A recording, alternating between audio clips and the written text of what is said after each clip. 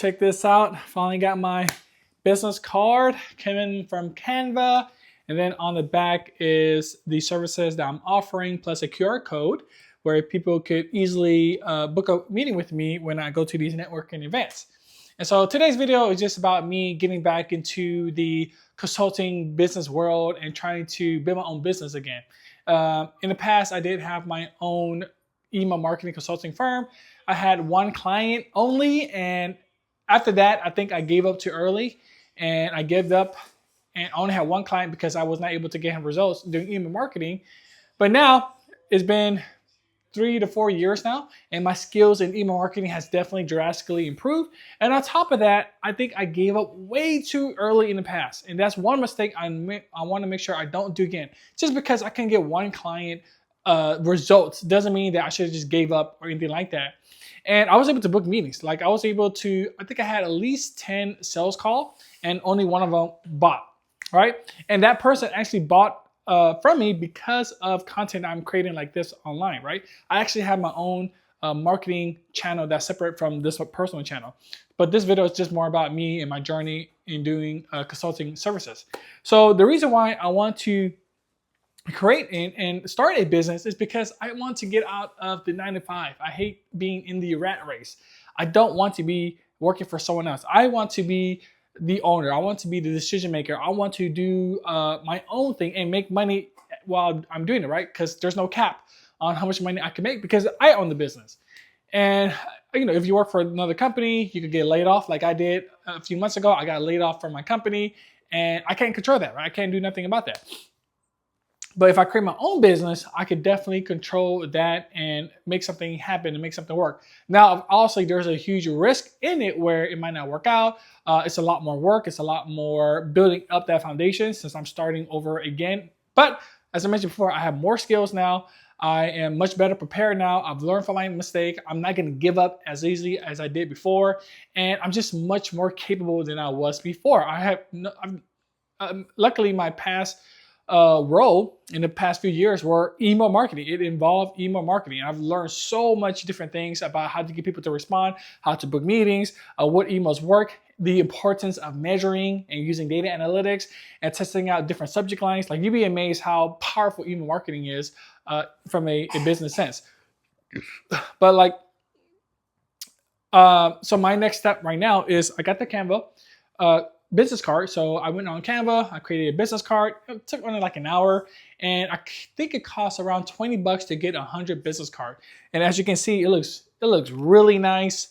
It looks really clean. Has my name, has my job title, my image, all for $20, right? Very easy to do. And so my next goal is to join Chamber of Commerce, is to go to more networking events and just hand out my business cards and then take people business cards. And every time I get business cards, I'm gonna add them to my database, and I'm just gonna email everybody asking them if they need help with email marketing. So the way I'm gonna be approaching this differently now is just asking if they need help. Like I'm not gonna try to pitch my services too hard. I'm not gonna try to take for them too early. I'm gonna just ask them simply, hey, do you need help with email marketing?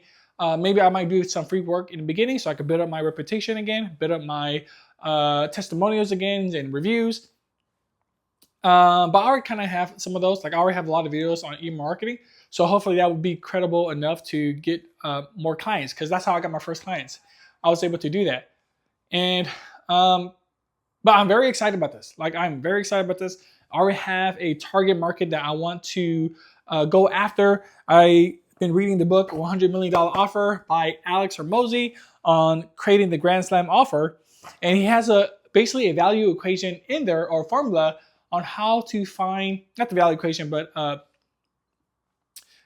steps on how to find a good market to go after. So like the first one is, do they have a massive pain point? And pretty much any industry that in B2B involves emails in some type of way. Now it's a matter of me choosing the one that might have the highest pain point in email marketing, that doesn't know how to do it and have the highest revenue potential, right? The next one is it a growing market? So email marketing, as long as I choose a industry that is growing, email marketing is always going to be a part of it. Are these targets easy to find? And LinkedIn is there, Apollo.com is there. There's a lot of databases out there that I could use to find my target market. And then what's the next one is the purchasing power. So I'm going after small business owners, but if they have to be making a certain amount of money, they have to have a certain amount of employees. I'm going to be targeting those guys. So those are going to be my market, and each of those are growing.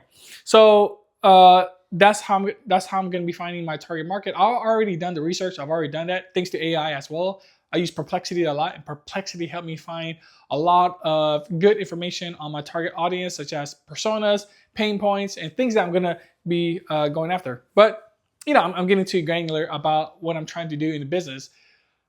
My focus this year is to get at least 2 clients per month in the beginning, get them results, really hone in on the target market I'm going to, and get them results. See what's working, see what's not working, and double down on it and get results. Like, that was my main problem last time with my first client, was that I was not able to get him results. And it's simply because it was my first client. Like, of course I was not able to get him results. I was still learning things. I was still trying to do something. I was still trying to make it work. And I'm not sure why I quit so early. I think it's because maybe I'm a single dad as well. I'm taking care of 2 kids. So that's another thing I could talk about, is how I'm going to juggle all these different responsibilities, building a new business, creating content for this channel and for my email marketing channel, going to networking events, taking care of 2 kids as a single dad, paying for everything, working on my career, and so much more, and working on my health as well. Like, I have so many big goals this year in 2026 that it's gonna be insane. Like, I'm ready for it though. Like, I'm prepared for it. I'm motivated for it. I think I'm healthy enough to really handle everything. I have systems in place to avoid burnout. I am just excited about what's gonna happen in 2026. And business is one of the big things I really want to hone in on. Like, I can't express enough. After being laid off again, like, I got laid off during COVID, now I got laid off again in my last company, because I guess the economy was doing bad. It's not because of my performance. My manager made that clear to me, so I know for sure it's not my performance, but it just, I guess, the bad economy, or the company was not doing as well. And once again, I can't control that, right? And I hate that feeling. And on top of that, I do not want to work for anybody else anyway, in a sense where I don't want to be capped by someone else when I could do something on my own and have the potential to make tons of money, right? I could hire my own employees. I could build my own business, work for myself, right? And that's what I'm so excited about. So I got my business card. I already plan to join a few Chamber of Commerce. There's already a few networking events around me. I'm just gonna hand out my business card. Hey, you need help with email marketing? Here you go. How can I help you? How can I help you? Right? I'm just really gonna go in and just give as much as possible. And then when someone needs email marketing help, then that's when they can ask me, and I'll be ready to help them and serve them right then and there. And I'm trying to make it as easy as possible for people to understand what I do and how I can help them, and just messaging them that I do email marketing. Here's how I can bring results, and this is what you're gonna get out of me, and how much, and stuff like that. And that's another thing. I plan to charge high prices. I don't want to be seen as a commodity. I don't want to be seen as a commodity. I want to be seen as a premium service. And I have to prove that though, right? And the only way I'm going to prove that is by getting results. And so the more I do that, the more I get results, the more I get testimonials, I'm going to continue to increase my prices over and over again. Because I want to go after the big companies where they're making a lot of money. And my idea, or at least I learned it from Alex Hormozi, who made the $100 million book. He talked about email list activation, where basically I would go into a company and they already have a set of lists that they just had not have reached out to for a while. I'm gonna go after that. I'm gonna help them reach out to those market, right?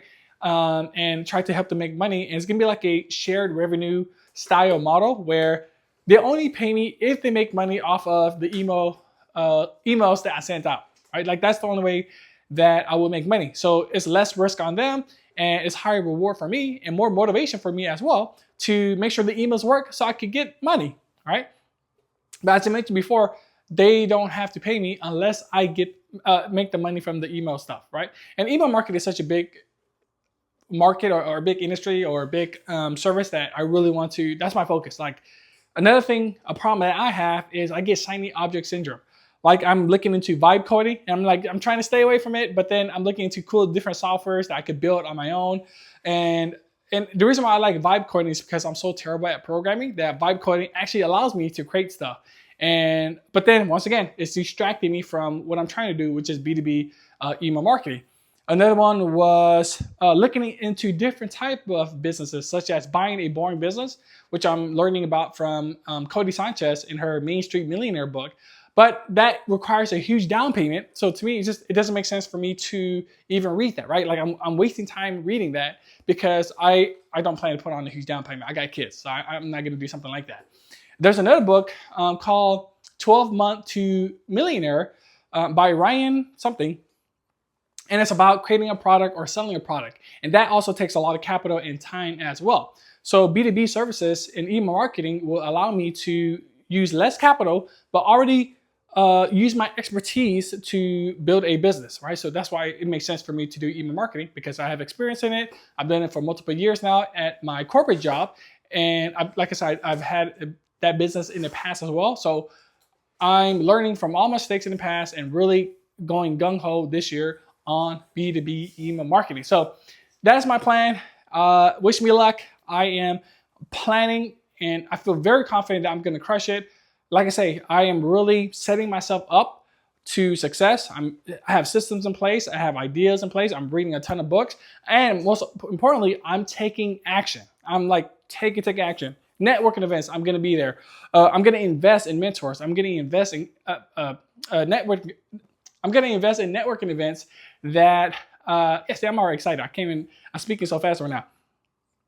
I'm going to invest in more books. I'm just basically going to invest in a lot of stuff, money, skills, videos, education, to make sure I get what I want, which is to have my own successful business and ultimately be a free man. Like I want to make enough money where I don't have to worry about bills and paying for stuff, and just like, I want the day to come where if a big bill happens or some kind of emergency happens, I'm just like, hey, here, take the money.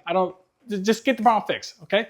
I don't want to think about, oh man, do I have any money in the bank left to fix this? Do I have any money left to do X, Y, and Z? I don't want that. Like I just want to, boom, fix the problem. Okay, we're good to go, right? So I just want to be a free man.